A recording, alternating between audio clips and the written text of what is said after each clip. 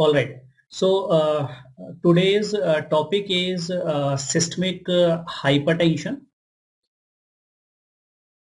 a very common disease and indeed one of the most common cause of death worldwide is hypertension. And this is not only important for your theory lectures as well as it is important for your clinical practice as well. So starting with the points to be discussed under the hypertension is first is the guidelines that we are following, because every guidelines have a different cutoffs for definition of hypertension as well as target of treatment as well as the medicines. So this is based on the International Society of Hypertension 2020 guidelines. So this will be the topic of International Hypertension Society. So first is the definition.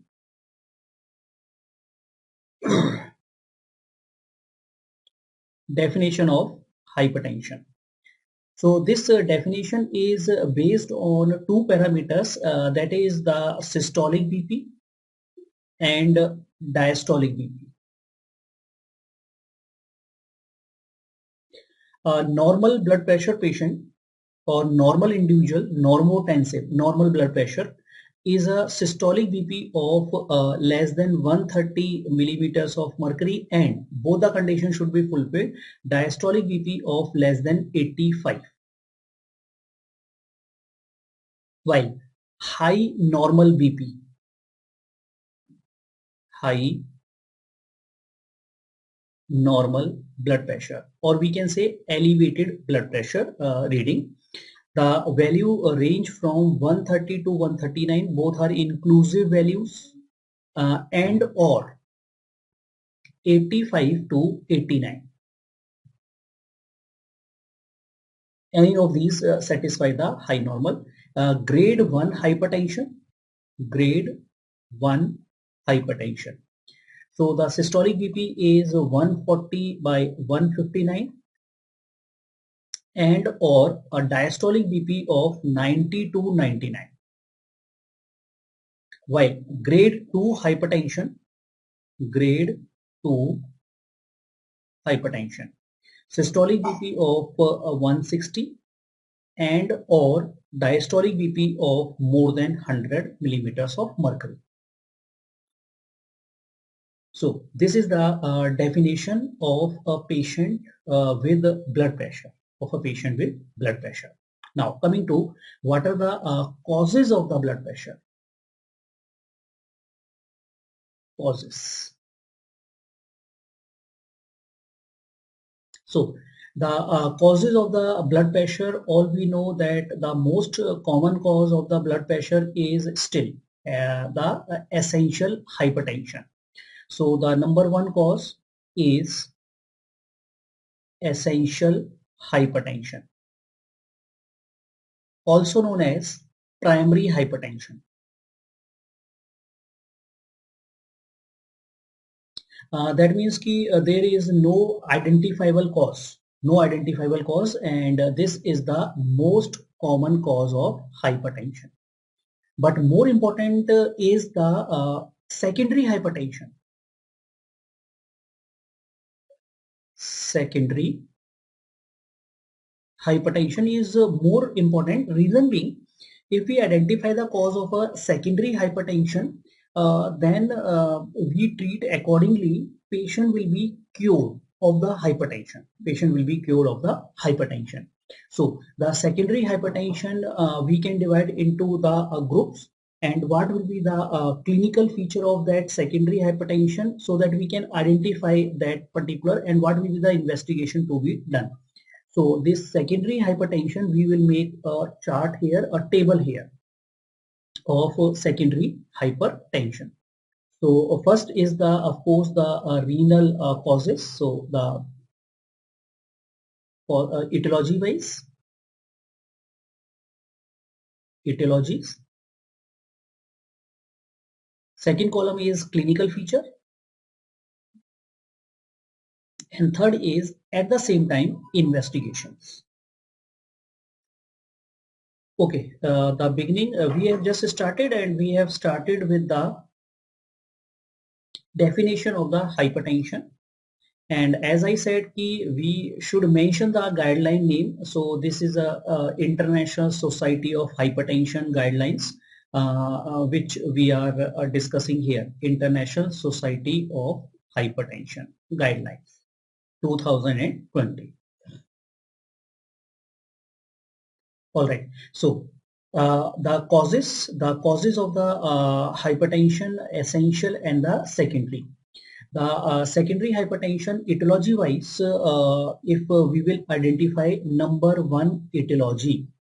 So tell me what will be your answer as the etiology if history says that patient is a known case of CKD, known case of chronic kidney disease. And of course, the investigation that we will be doing is the proteinuria, the ultrasound, which will show us the shrunken kidneys. So the answer here will be if there is a known case of a chronic kidney disease or a family history. Chronic kidney disease. So obviously the etiology here is a renoparenchymal.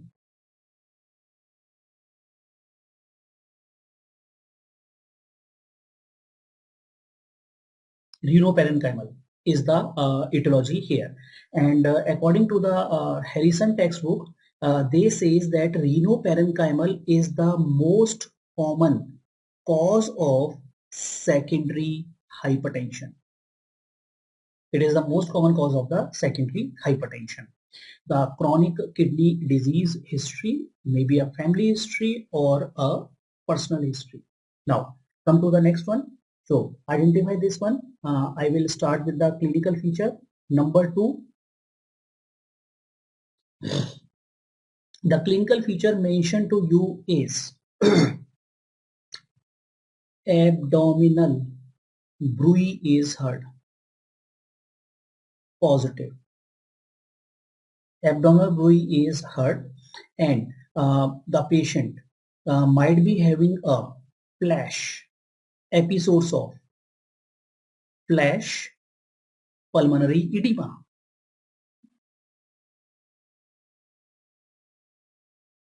or young female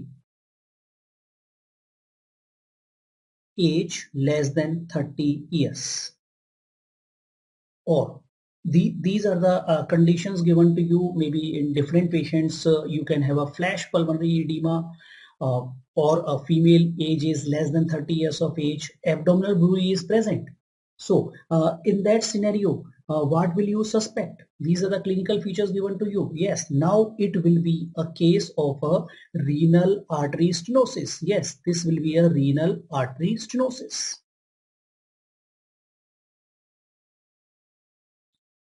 So, flash pulmonary edema is mainly a feature of a atherosclerotic renal artery stenosis, while female of less than 30 years of age is more suggestive of a fibromuscular dysplasia as the etiology. As the etiology. All right. So, how to fix if the hypertension has caused the CKD or CKD has caused the hypertension? So, this will be a retrograde history that we will be taking, and on the basis of patient record, OPD records. Like suppose the patient blood pressure in previous visits was normal, and patient developed the CKD, and after the development of the CKD for many years BP remained normal, and suddenly it has started rising. So that means CKD has caused the hypertension. While in the OPD, if the hypertension is written, a hypertensive patient is there, and after 10 years the creatinine has gone up, so that means hypertension has caused. So you have to make a link from the retrograde records. Now, the investigation for a renal artery stenosis, the best investigation is MRI angiography. MR angiography. Now, number third. Now, try to identify number third cause of secondary hypertension. All right. So patient gives a history of muscular weaknesses. Muscular weakness is the predominant symptom of the patient that patient is telling you. And here the predominantly diastolic BP is mainly elevated. What is the cause? In this scenario, patient has a muscle weakness. One more hint, this muscle weakness is because of low potassium. Muscle weakness is because of the low potassium, and predominantly the diastolic BP is elevated. So what is this cause, and what will be the investigation that you will do in this case? And if you identify this case, this can be treated with a single drug most of the time. Yes, this will be a case. So one more hint, the investigation you do is the ratio. There will be a elevated aldosterone to renin ratio. And confirmatory test for this condition confirmation is with the help of a IV saline suppression test.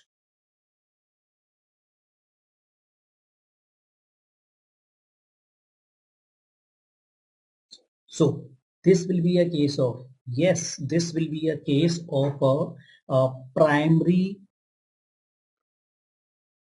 hyperaldosteronism.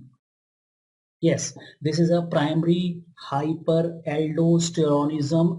For an example, like a Pons syndrome.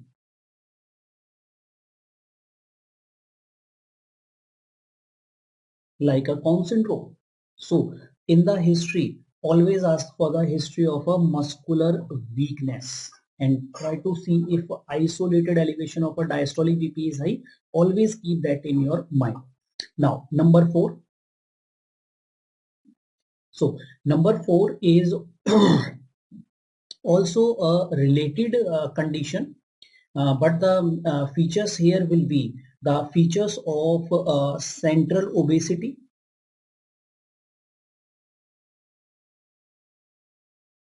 There will be skin purple striae, easy bruising,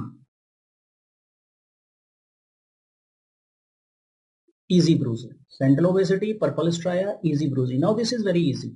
This is very easy. This is a case of a Cushing syndrome. Cushing syndrome. And what is the test that we do? We do a dexamethasone suppression test. Dexamethasone suppression test.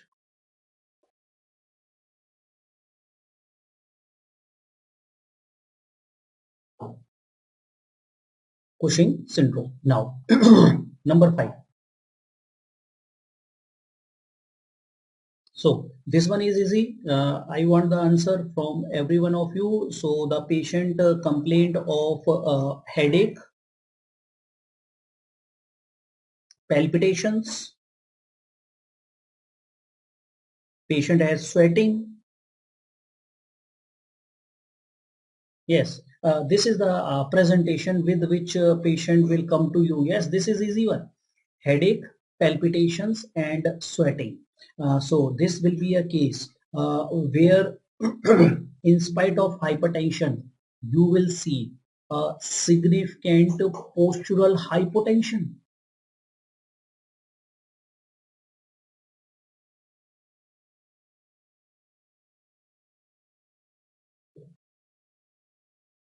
This is a case of hypertension, but when you ask the patient to stand up, so there will be a fall in the blood pressure, postural hypertension will be there. So this we diagnosed with the help of some screening test and confirmatory test. So screening tests are urine metanephrines,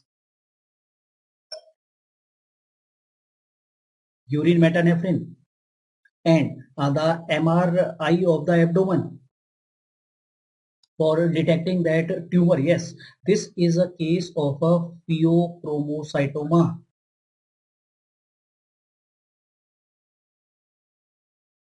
This is a case of a pheochromocytoma. So headache, palpitation, sweating, and postural hypotension. Why postural hypotension occur in a case of a pheochromocytoma? So the reason for the postural hypotension is in the pheochromocytoma there is a vasoconstriction. So it is a sort of a volume depleted state. Volume depleted state due to chronic vasoconstriction. Due to the vasoconstriction, so the volume, the intravascular volume is depleted. So patient will have a postural hypotension here. Now the number 6. So the number 6, how to identify with the clinical feature? The clinical feature will be the upper limbs. They are more developed than lower limbs. So upper part of the body is more developed than the lower part of the body, and of course there will be a absent dorsalis pedis. Dorsalis pedis will not be palpable here. So yes, this is the case of coarctation of aorta. Coarctation of aorta, and coarctation of the aorta is the most common congenital cardiovascular cause of hypertension. Now, how it is diagnosed? It can be diagnosed on the basis of non-invasive investigations like echocardiography. So we go for an echo,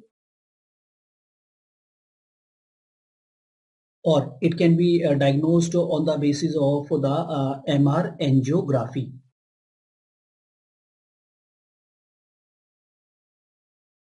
MR angiography. Now, number 7.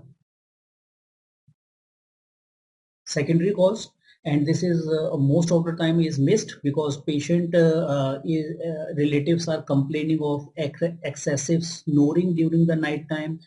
Patient have a daytime sleepiness.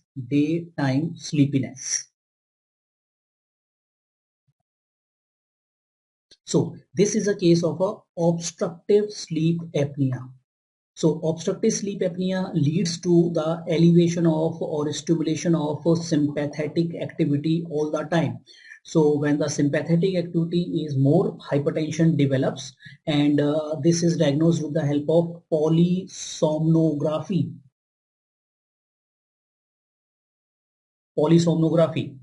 So simultaneously we are writing down the investigation, because if you are suspecting a case of a secondary hypertension based on these clinical features, your investigation should include those confirmatory tests. Now, the number 8, patient have a diastolic BP elevation and patient has dry skin, cold intolerance. These are the clinical features that patient is giving you, and you check the BP, the diastolic BP was predominantly elevated. So this is a case of a hypothyroidism. Again, diagnosed with TSH. The investigation will be TSH. Why? The number 9th cause of hypertension is systolic BP is predominantly elevated, and patient have weight loss with heat intolerance.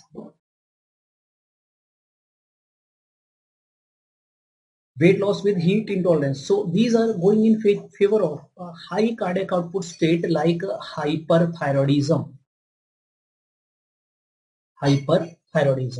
And to diagnose the hyperthyroidism, we need all the profile pre-T3, pre-T4 and TSH. All are needed for making a accurate diagnosis of a hyperthyroidism. And finally, always ask the history of drug intake, because drug intake is important cause of precipitating the already existing blood pressure, hypertension, as well as the inducer of the hypertension. So some of the important drugs which can lead to hypertension is that will be the drug intake history, like NSAIDs, oral contraceptives, that contain the estrogen receptive, as well as the SNRI, antidepressant drug, serotonin, norepinephrine reuptake inhibitors, as well as tricyclic antidepressant, and of course steroids. Steroids. So these are the main drugs, commonly used drugs which can cause a elevation of the BP in a pre-existing patient, or inducing the blood pressure in a patient who does not have BP earlier. So these are the important causes of the hypertension with their clinical features and what type of investigation that should be done. Now, coming to, if a patient of the hypertension is coming to you, so how to approach that patient?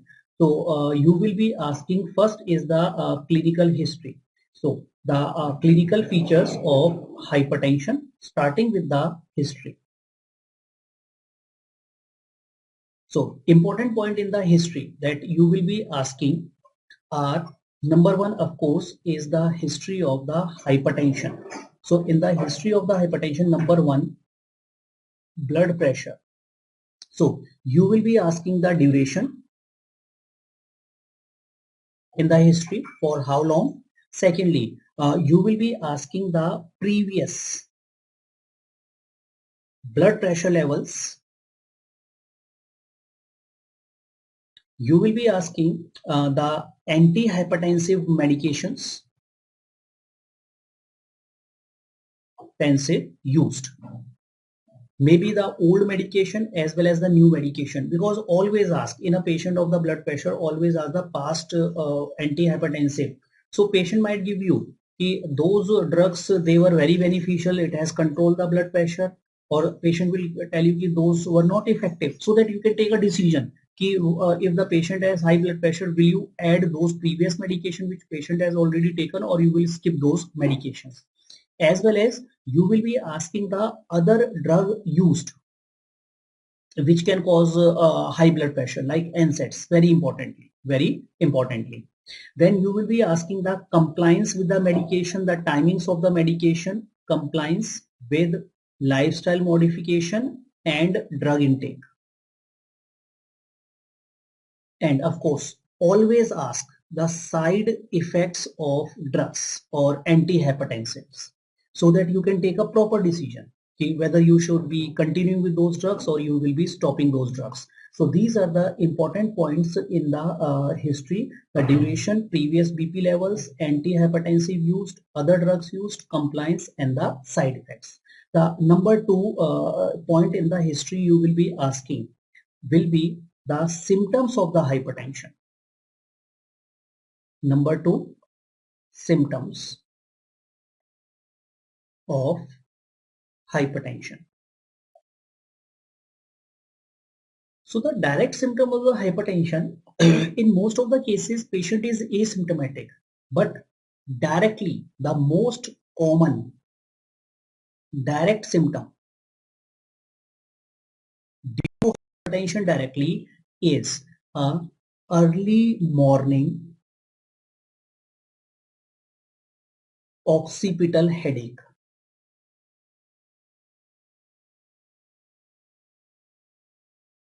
It will be early morning occipital headache. It is a most common direct symptom. Why?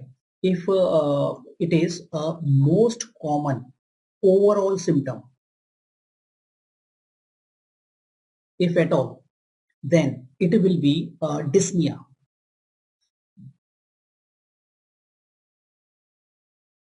Dyspnea. The other symptoms of the hypertension which patient can give you is swelling of the feet, which can be because of the CCB used, calcium channel blockers, or it can be because of the heart failure the patient is having because of the hypertension effect. Also, patient can complain of palpitations. This palpitations can be a part of a pheochromocytoma or can be the arrhythmias that patient is developing. So palpitation can be pheochromocytoma induced, or maybe the arrhythmias that patient is having due to directly hypertension, like atrial fibrillation. Atrial fibrillation is a common arrhythmia due to the hypertension effect. Then patient can have blood vision. So these are the symptoms of the hypertension. Now the third section of the history that you will be asking, number third, is the risk factors. That is most important to ask in the history, because the drugs, antihypertensive drug, depend on the risk factor which are present or comorbidity present, and the target blood pressure is defined by those comorbid conditions. So you will be asking the history of cardiovascular disease, stroke, diabetes, CKD, dyslipidemia, and of course smoking and alcohol. So these are the risk factor in the patient that you will be asking, and the risk factor you will be asking is the family history of hypertension. And if you are suspecting a particular patient, especially in a young age, you are suspecting, then you should ask the symptoms suggestive of secondary hypertension. Like we have discussed clinical feature table of the secondary hypertension. So these are the four categories in which your history should be taken from a patient of hypertension. Now coming to the science, that is a examination.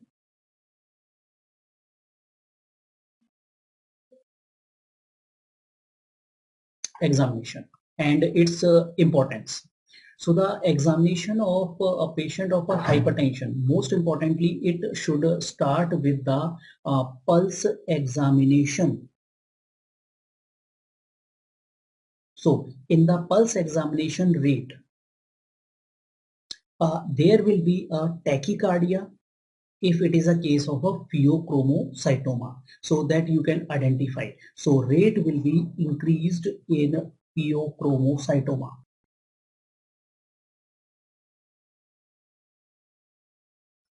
Then rhythm, there can be a irregular rhythm if atrial fibrillation, irregular in AF. AF is a very common arrhythmia in hypertension.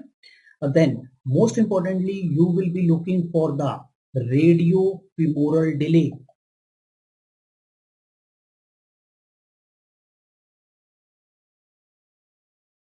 Radiofemoral delay, it will be present in coarctation of aorta. You can identify the coarctation of the aorta, and you should palpate all peripheral pulses, especially the dorsalis pedis. So make it a point, however busy is your OPD, if a new patient of hypertension is coming to you, take some time to palpate all the peripheral vessels or all the peripheral pulses. You might be the first doctor to diagnose a patient as a case of a coarctation of aorta, which is usually missed. So rate, rhythm, radiofemoral delay, and all the peripheral pulses should be checked in our patient, especially if a patient is coming to you for the first time. Now come to the number 2, and that is the blood pressure measurement. blood pressure measurement. It is such a simple thing, but it is not done properly.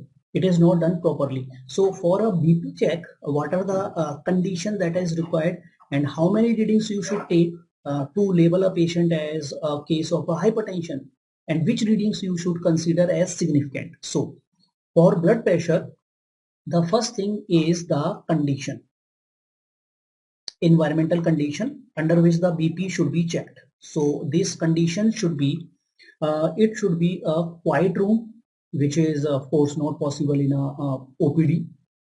So ideally a quiet room.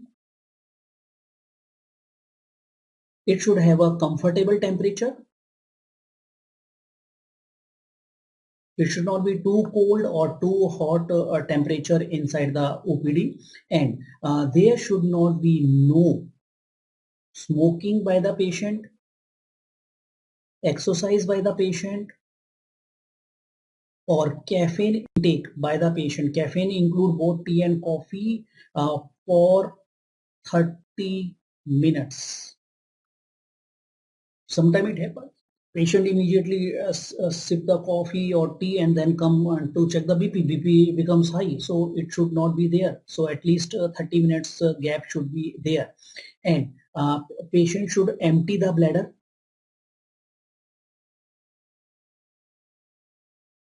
And patient should be sit for 5 minutes. And during the blood pressure checking, it happens that the doctor is talking, patient is talking, so that should not happen idly. So no talking. So these are some of the conditions which should be fulfilled for a ideal BP measurement. Now come to the patient position. What will be the patient position?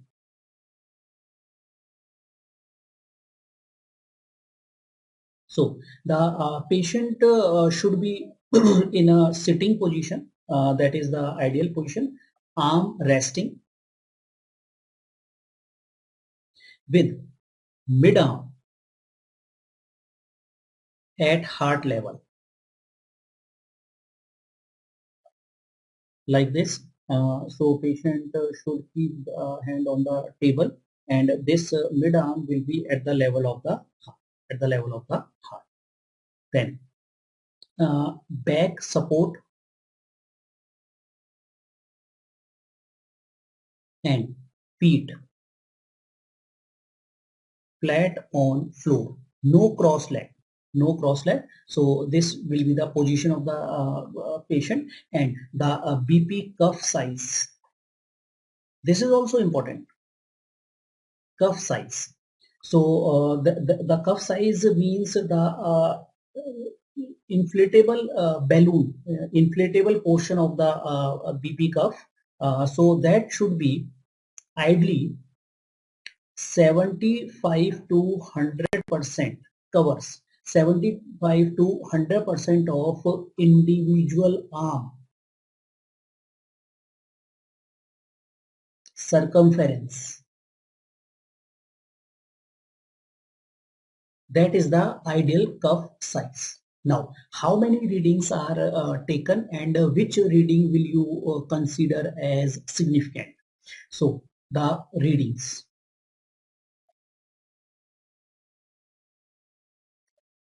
So, to label a patient who is coming for the first time to you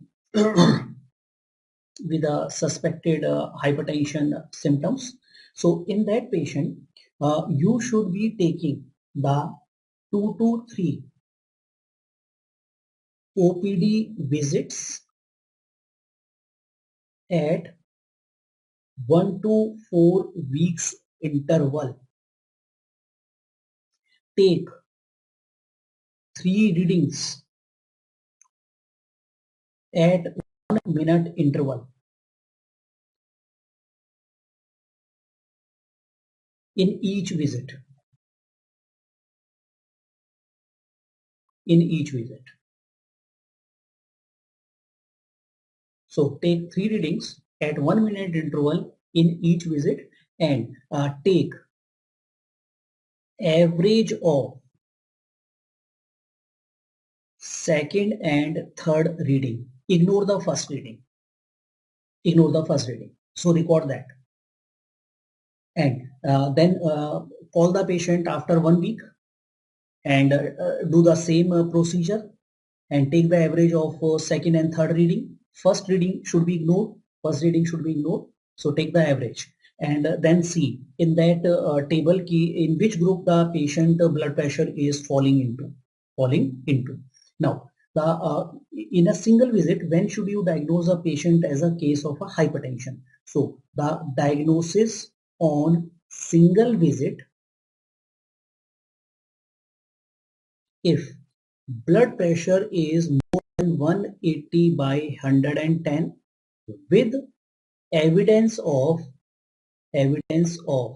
cardiovascular disease like a heart failure, So the diagnosis on a single visit, if a single reading is 180 by 110 and patient has evidence of cardiovascular disease. So this is a proper method of checking a blood pressure and seeing which readings are to be taken.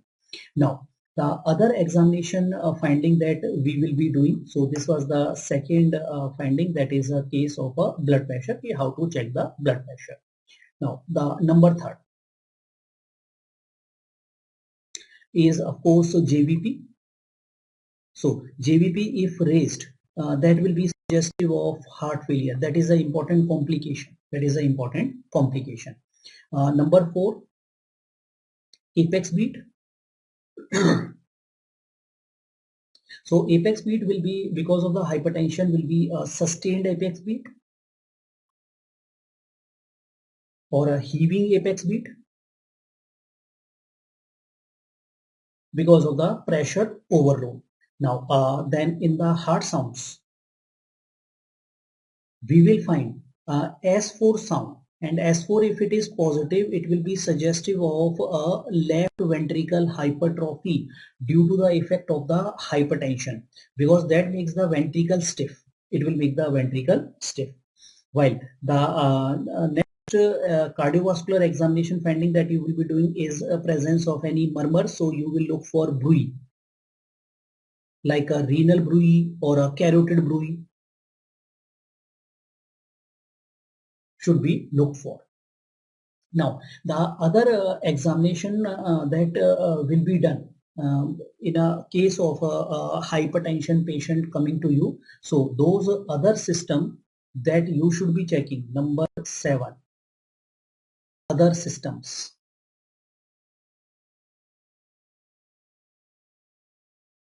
So you will check the skin for stria in cases of the Cushing syndrome or buffalo hump, moon phases,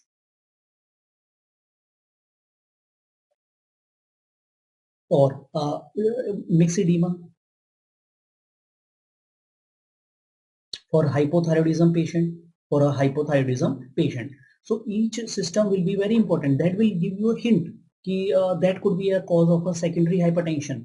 Then after the skin, you check for the neck. So in the neck, you will be checking for thyromegaly, and very important, neck circumference without any organomegaly. If the circumference is more than 40 centimeter, suspect obstructive sleep apnea. Without any thyromegaly, if the size of circumference of the neck is more than 40, so this will give you an important clue for obstructive sleep apnea. Now, then you will be checking for the chest. Crepes will be there. That will be suggestive of heart failure. In the abdomen examination, increased size. In polycystic kidney diseases, which can be a important cause of the hypertension. And of course, you will be looking for edema This will be suggestive of heart failure. Suggestive of heart failure. So these are the other systemic finding which will give you a clue of either a secondary cause of the hypertension or the complication of the hypertension on different body organs. Then the investigations to be done for every patient of a hypertension, and these investigations can be divided into the essential investigations and optimum investigations. So the essential investigation should be done in every case. So any patient of the hypertension coming to you, so you should do essential investigations, and there are some optimum investigations. That means that depend on the resources available. Optimal. So for the essential investigation which are done is the number one, blood investigations. So the blood investigation is electrolytes, sodium and potassium. But why it should be done? Sodium and potassium is done for secondary hypertension, like in cases of a primary hyperaldosteronism or a Cushing syndrome. Potassium level will be reduced. Potassium will be reduced in a primary hyperaldosteronism or in cases of the Cushing syndrome. As well as we want to know the sodium and potassium, especially if we are starting the diuretic to the patients, or if we are starting the potassium sparing diuretic, the potassium levels are very important to know. Then in the blood we will go for a creatinine, that is the kidney status, and from the creatinine you can measure the EGFR, risk factor, lipid profile, and a fasting glucose. So these are the essential for any patient of hypertension coming to you. While the urine examination, so the essential urine examination is a urine dipstick, especially for proteinuria. Now the proteinuria is considered as a hypertension mediated organ damage. Hypertension mediated organ damage. And the third essential is ECG. So in the you will look for the hypertension mediated damage on heart, like in the form of LVH, as well as you try to identify the ischemic heart disease evidence or atrial fibrillation. So these are the three essential investigations for a case of hypertension coming to you. At least these are minimum investigation that should be done. While optimal treatment, optimum investigation is where the resources are present. You can go for echocardiography. Importance of echo, the better identification of LVH will be there, better identification of coagulation of aorta can be identified on the echocardiography sometime. Then number two is carotid, Doppler, ultrasound for kidney will be done, as well as in the optimum investigation fundus examination for retina. So these are the further investigation that should be done. Echocardiography for LVH and coarctation of the aorta, carotid Doppler to know the carotid artery stenosis as a part of atherosclerosis or cardiovascular disease, ultrasound for the kidney size, fundus for the retina. And if suspected,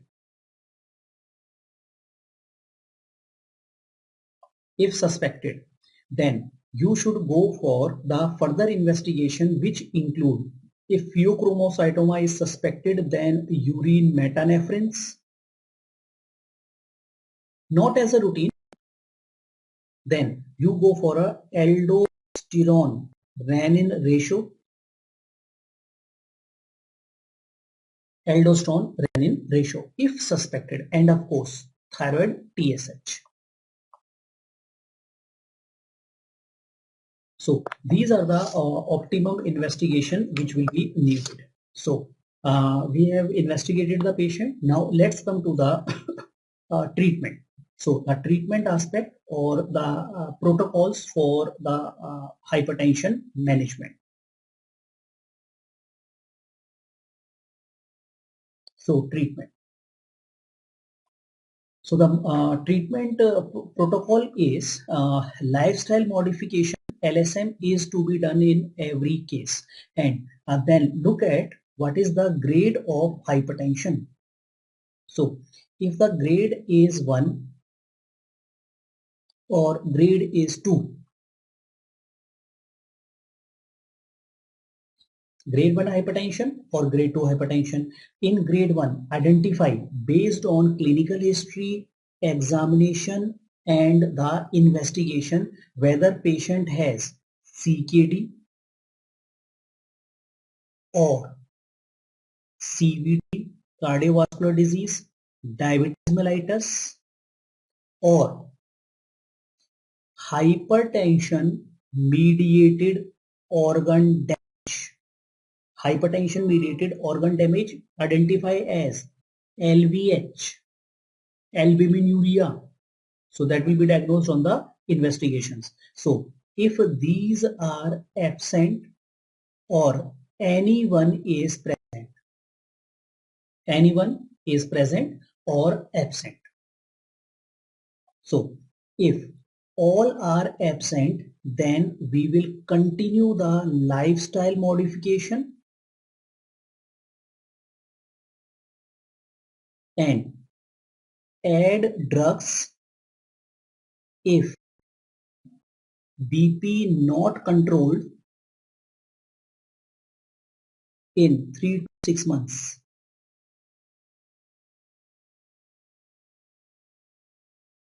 While in grade 1, any one of these is positive.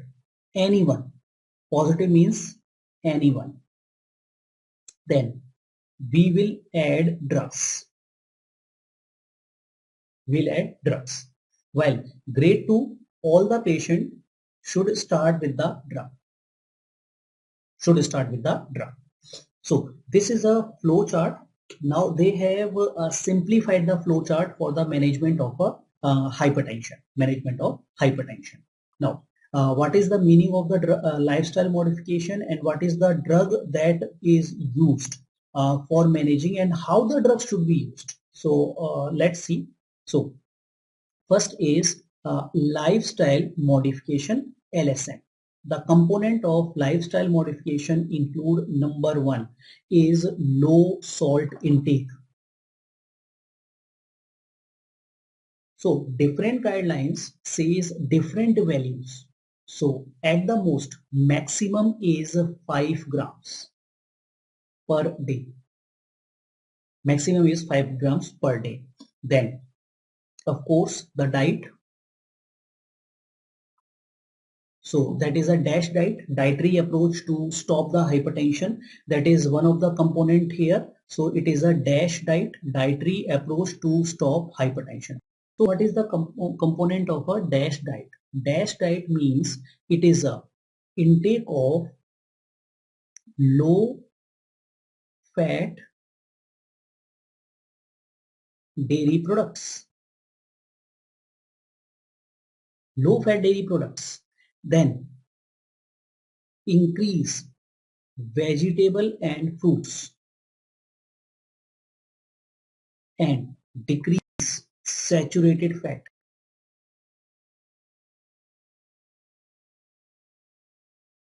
This is a dietary approach to stop the hypertension. While the other things that should be increased in the diet are you increase nitrate in the diet. All of you know nitrate is a sort of a vasodilator, that is a drug also that reduces the blood pressure. So where is the nitrate present? The food item where nitrate is present is leafy vegetables and beetroot. while increase potassium, magnesium and calcium. All these, they lead to a decreased vascular tone. Vascular tone is reduced, and these are present in nuts, avocados, legumes. So potassium, magnesium, calcium. So they act as a vasodilator agents, and they decrease the tone, vascular tone. So they should be increased in the diet.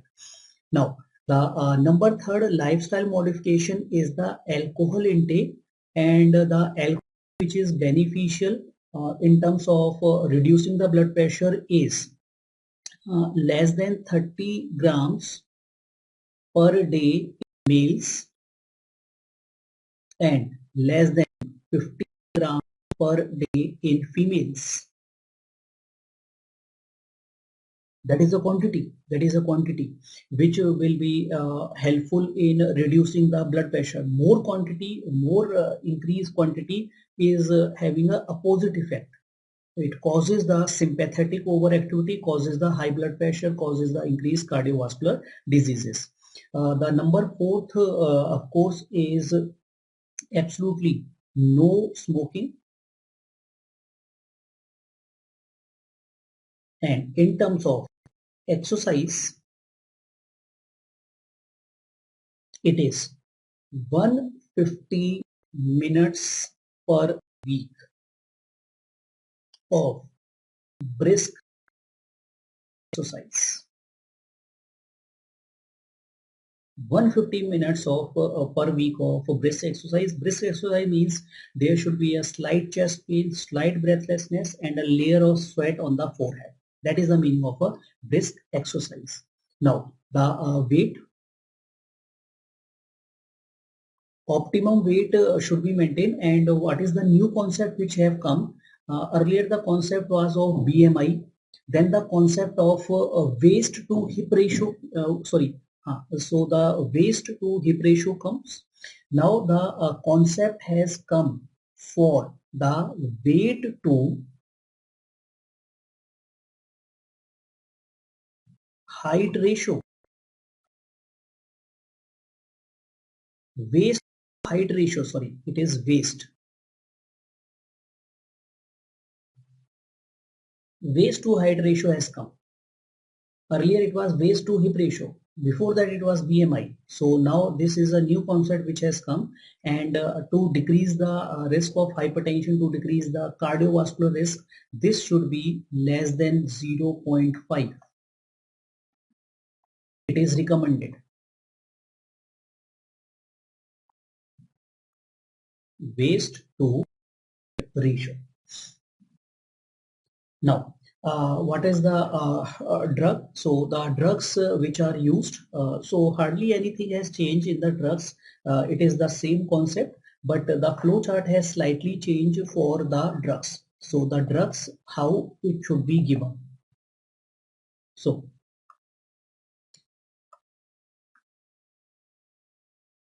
it is 4 steps the drugs are given. So it is a low dose of, so the step number 1, low dose A plus C. A is ARB or ACE inhibitor, and C is calcium channel blockers. Then if not controlled, then high dose or maximum dose A plus C. A plus C. Then if the BP is still not under control, you give add D. Add D in A plus C. And still BP is not controlled, BP remains high, then it will be a definition of, then you diagnose the patient as resistant hypertension. And in resistant hypertension, you either add spironolactone or other drugs, which will be discussing later on other drugs. So this is the sequence. A low dose of A plus C you will add. Then if BP is still high, then you make the highest dose or maximum tolerable dose of A plus C. If not controlled, then add D. D means diuretics. If still not under control, then it is a definition of a resistant hypertension, and in that case you add spironolactone and other drugs should be added there. Now what is the target?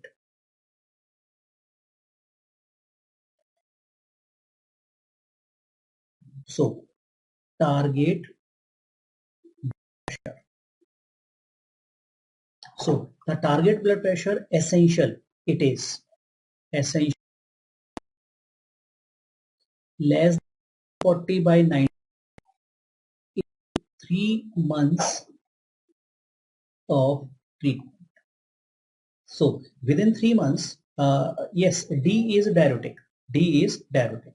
All right. So for how long they will be given? So this depend on the patient to patient profile. So usually you can make a target of say 1 month target for each step. 1 month, 1 month, and for D, wait for 1 month,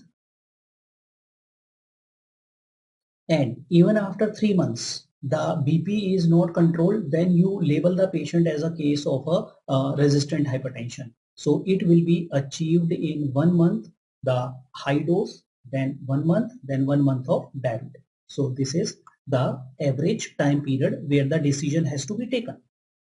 Now essential target essential means ki in all the cases in low economic scenario also the target BP should be less than 140/90 in 3 months of the treatment, whether it is a lifestyle, whether it is the drug or double drugs which we are using.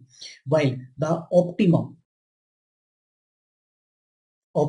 is if age less than 65 years, then keep the target as 130/80, and age is more than 65 years, then it will be less than 140/90. 140/90. So this is the target blood pressure treatment.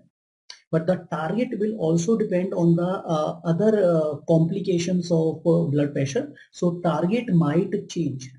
Target might change if there are some complications of the hypertension or other comorbidities of the hypertension are there. For example, if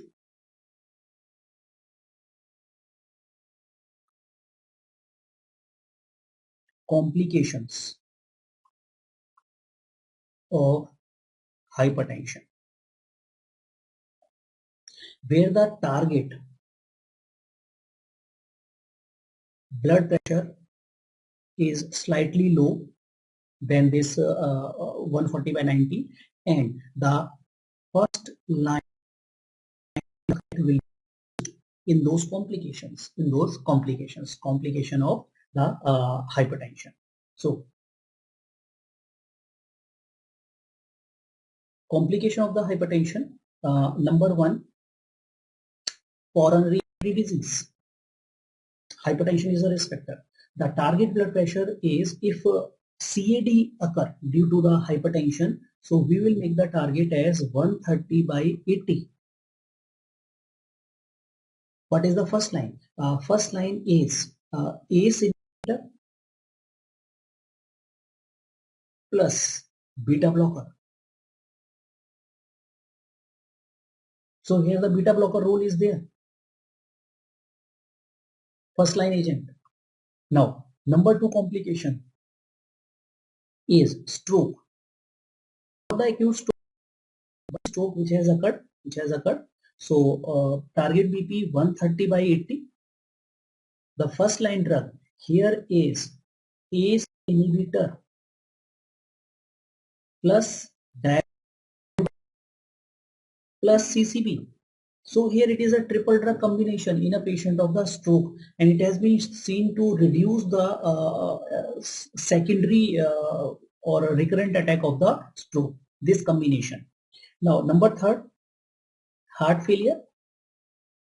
So the target blood pressure is less than 130, should be kept above 120 by 7 if patient has heart failure. And what is the first line treatment? First line treatment here is antihypertensive agent ACE inhibitors plus beta blocker plus Minglo receptor agonist like spironolactone, and we add diuretics, not mandatory, but add diuretic if fluid overload.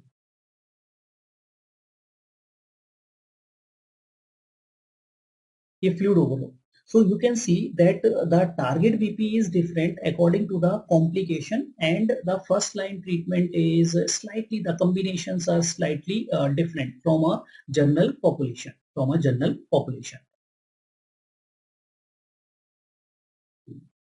All right. Now, fourth complication which can occur due to hypertension is CKD.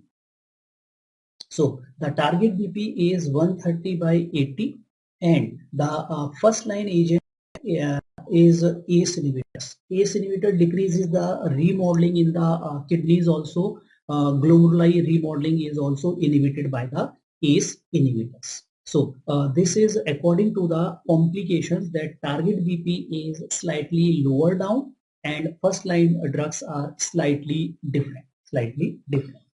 Now coming to the some other definitions. So the definition of which we have mentioned earlier also, the definition of resistant hypertension.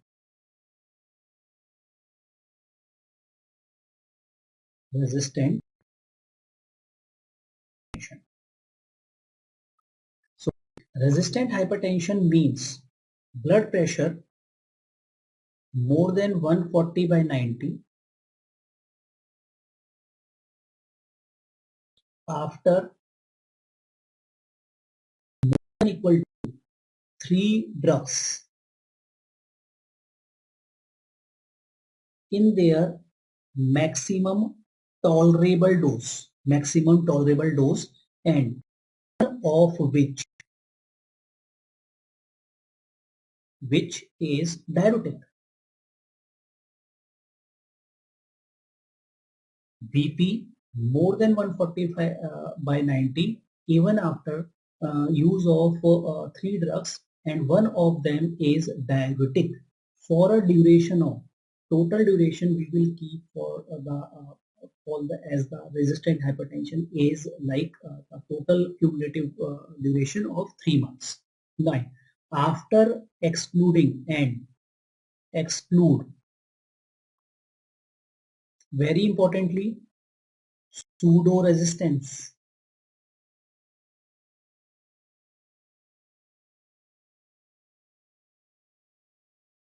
Pseudo resistance should be ruled out. So what is the meaning of a pseudo resistance? Example of a pseudo resistance. Pseudo resistance, one of the example is poor BP check technique.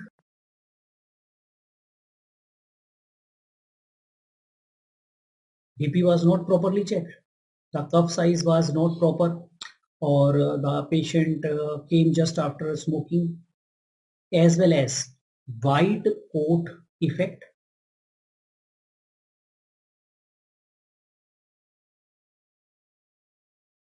or non-compliance.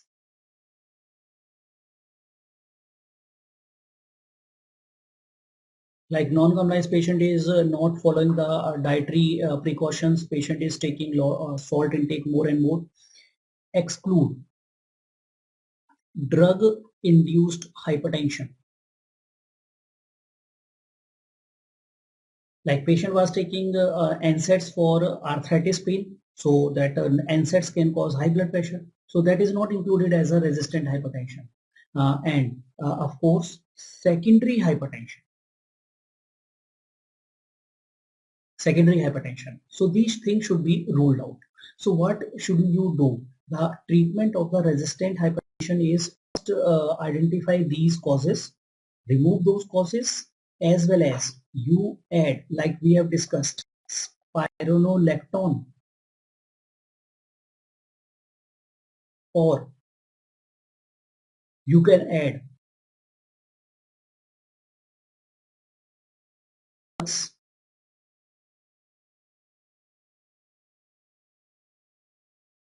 in the present regime of the patient.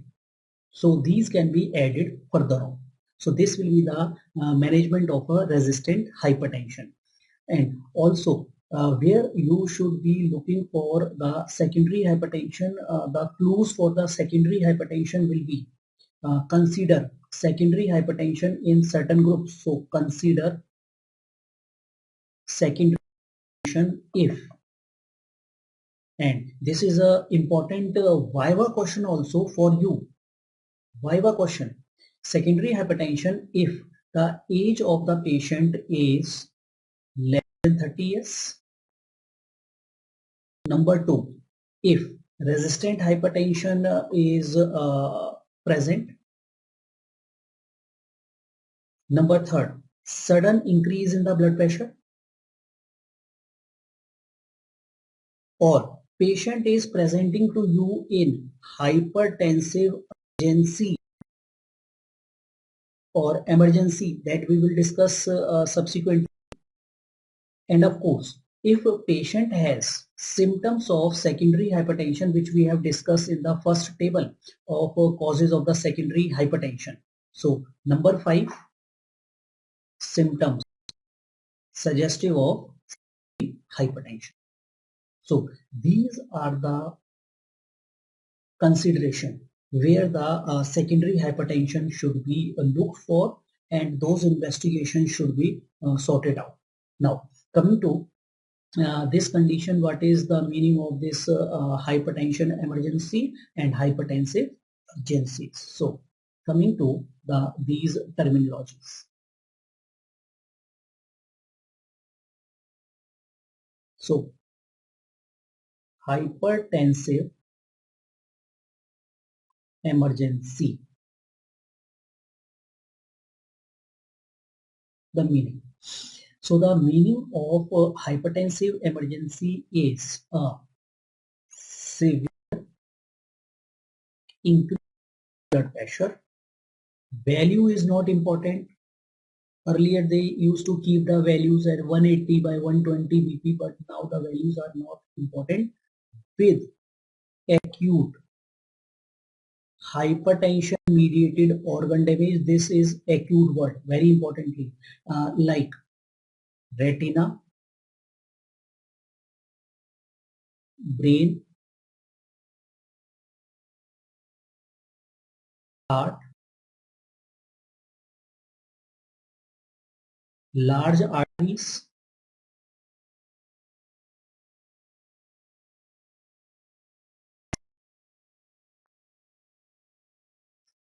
so severe increase in the blood pressure with acute hypertension mediated organ damage, and these are the important organ damage: retina, brain, heart, large arteries and kidneys. So the some specific clinical presentations are, let's see those clinical presentations and their meanings.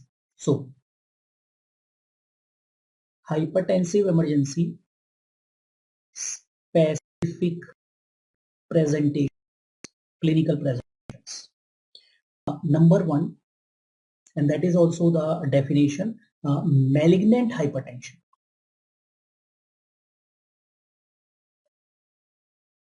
So when is the malignant hypertension is said? When there is a increase in the blood pressure, along with that bilateral retinopathy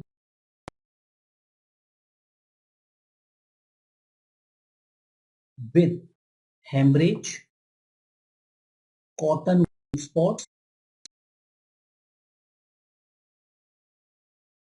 or papilledema. So the severe increase in the blood pressure will remain there.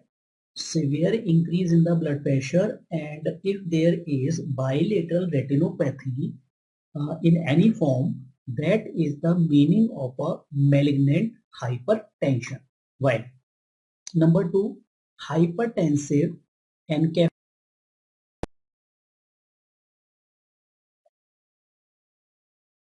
Hypertensive encephalopathy. So same, severe increase in the blood pressure, along with that patient complaint of altered sensorium like lethargy, seizures, or in the absence of in the absence of other explanations like meningitis or hyponatremia, like that. So lethargy, seizure, coma in the absence of other explanation is the meaning of a hypertensive encephalopathy. While the other presentations will be number third will be like stroke, acute coronary syndrome,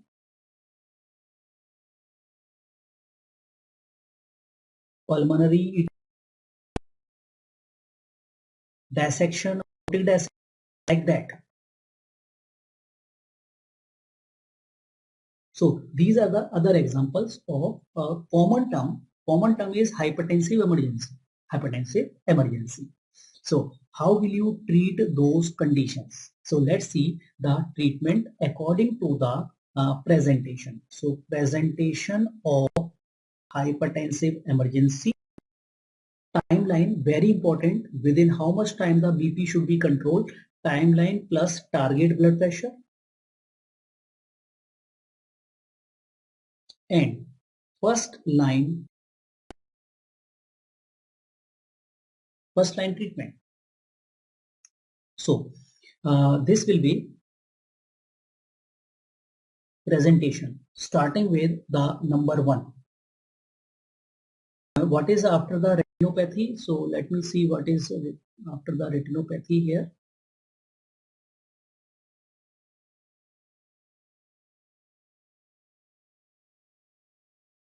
Hemorrhage. After the retinopathy, it is retinal hemorrhage, cotton wool spot, or papilledema, or the papilledema. Hypertensive encephalopathy, it is lethargy, seizure, or coma in the absence of other explanation for that condition. Other explanation could be sodium imbalance or meningitis infection, which can cause these. So those should not be present. Now, according to the mode of the presentation, within how much time the BP should be controlled, and target blood pressure, and first line treatment. So if a patient is coming to us with malignant hypertension, so malignant hypertension means retinal changes. So as such, retinal changes are not immediately life-threatening condition. It is not a immediate life-threatening condition. So the timeline is not a fixed timeline. So several hours. The target blood pressure will be mean arterial pressure should be reduced to minus 22 minus 25 from presentation value. So mean arterial pressure should be reduced to minus 20% or to minus 25% from the presentation value. The first line treatment is nicardipine, or where it is not available, labetalol will be given. What is an high and low dose of ANC? So the ANC is like ACE inhibitor ramipril. The low dose is 2.5 to 5 is a low dose, the starting dose. And the high dose is 20 milligrams of Ramipril, like that. Now, number 2 is hypertensive encephalopathy. The BP should be reduced immediate, and mean arterial blood pressure to 5% from the presentation value. Immediately it should be controlled, and the first line drug is nicardipine or labetalol. Number 3, that is acute ischemic stroke, and the systolic BP. Remember, in acute ischemic stroke, hypertension is not treated unless the systolic BP is more than 220 and or systolic BP more than 120. Then it is treated. Otherwise, it is not treated. It is not treated. So if the BP is in this range, so timeline is within 1.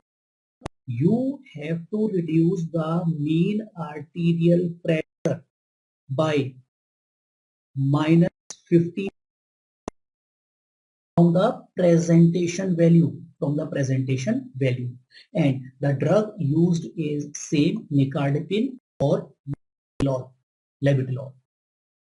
Now, if patient is coming to us with a hemorrhagic stroke,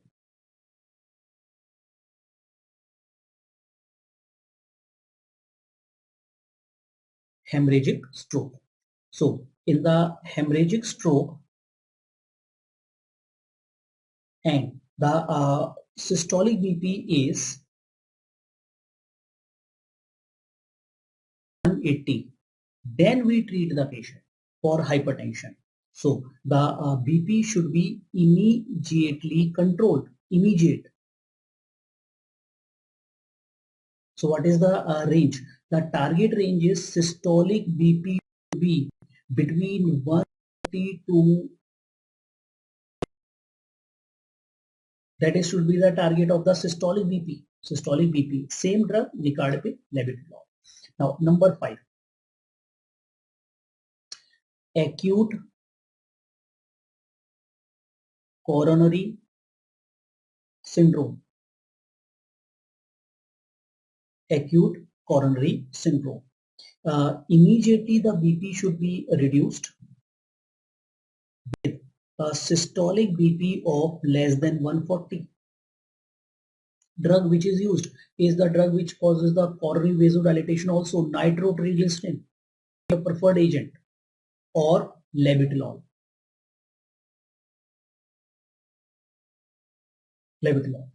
Now, if patient is coming with aortic dissection,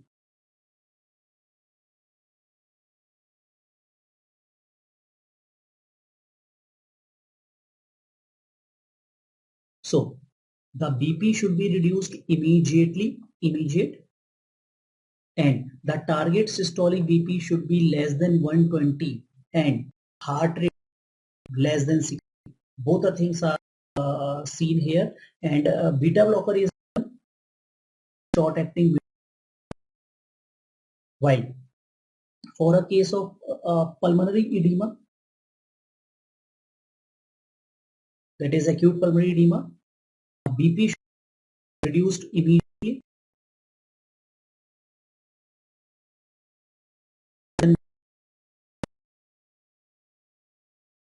and the drug which is used here is nitroglycerin, nitroprusside.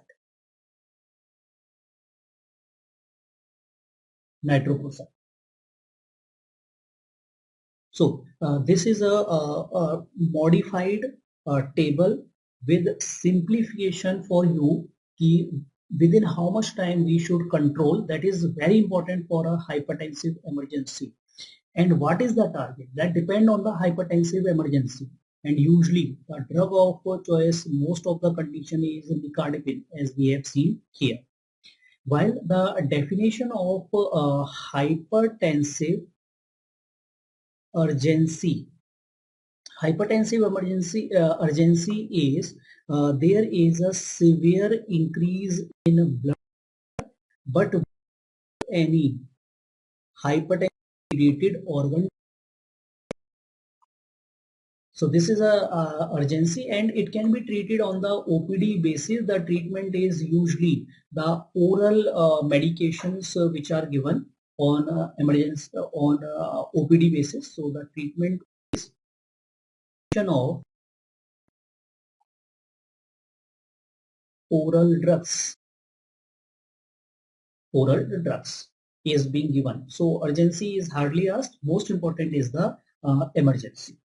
So these are the points according to the latest hypertension guidelines. So with this, we finish with the topic of the hypertension, the important points which we should be knowing. And in the subsequent classes, I will be taking the next vascular disease, that will be the ischemic heart disease, in the subsequent lectures. And with that, the cardiovascular section will be over. And those who have joined later, they can see the recorded videos, and if there is any doubt, then you can put your doubts in the WhatsApp. So we'll finish with the class for today here. If there is any question, you can put your question in the chat box now.